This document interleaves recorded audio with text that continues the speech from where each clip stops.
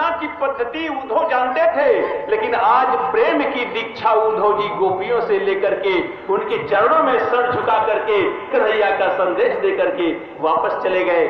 इसके बाद समय इसी तरह से बीतता रहा। बचपन में कन्हैया के गुरुकुल में जब पढ़ते थे तो इनके एक मित्र हुआ करते थे जिनका नाम था सुदामा।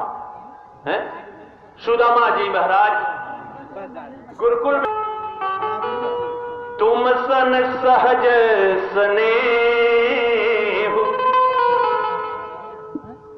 वह साधक जिसे जीवन में कभी आपसे कुछ किसी चीज की याचना न हो, जिसे कुछ नहीं चाहिए, इसकम निष्काम, जिसे गीता में भगवान ने कहा अर्जुन कर्मण्येवाधिकारेषु मा फलेषु, तेरा मा फलेषु कदाचन, तुम कर्म कर, फल मुझे देना है, फल की चिंता मत कर। फल को उद्देश्य बना करके कर्म में मत प्रविष्ट हो। निष्काम कर्मयोगी हो जो, उसके यहां परमानेंट रहिए। और सहज स्नेह का मतलब, सहज स्नेह का मतलब जैसे आप लोग हैं, आपकी किसी से मुलाकात हुई, धीरे धीरे आत्मीयता बढ़ती गई, बहुत ज्यादा प्रेम उससे हो गया आपका। लेकिन मां का बेटे के प्रति जो है वो किसी परिणाम के द्वारा उत्पन्न प्रेम नहीं है, सहज प्रेम है। और सहज प्रेम की और एक व्याख्या है,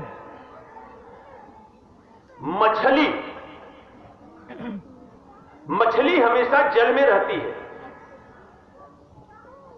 का हमेशा पानी पीती है नहीं, लेकिन मछली को एक सेकंड के लिए जल से बाहर कर दीजिए जैसे तड़पने लगे, तो ये मछली का जो जल के प्रति प्रेम है, यही सहज प्रेम की परिभाषा है। भरत जी जब राम जी से मिलने के लिए यात्रा में थे और अपने मुंह से प्रेम से गदगद कंठ से अश्रुपात दबदबाए नेत्रों से एक बार कहते राम सी राम सी राम राम कहते थे, तो उनके इस प्रेम को देख करके ऋषि और ब्रह्मर्षि भी कहने लगे, अरे सहज है सराहन लागे, सहज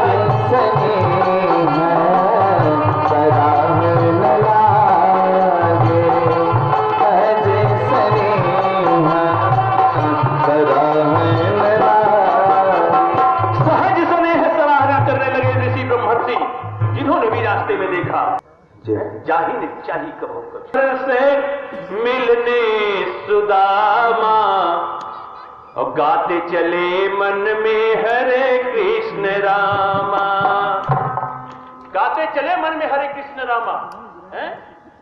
सूत्र वही है, देखिए धाम की चरम जात है, भगवान से मिलने के लिए जा रहे हैं, और भगवान से मिलने जा रहे हैं तो यात्रा में चलना है। यात्रा में क्या गाना है, वही यात्रा कोई भी जब हो तो यात्रा कितनी सुंदर होनी चाहिए, कितनी सहज और सुदृढ़ होनी चाहिए। यात्रा में सुंदर से मिलने सुदामा, और गाते चले मन में हरे कृष्ण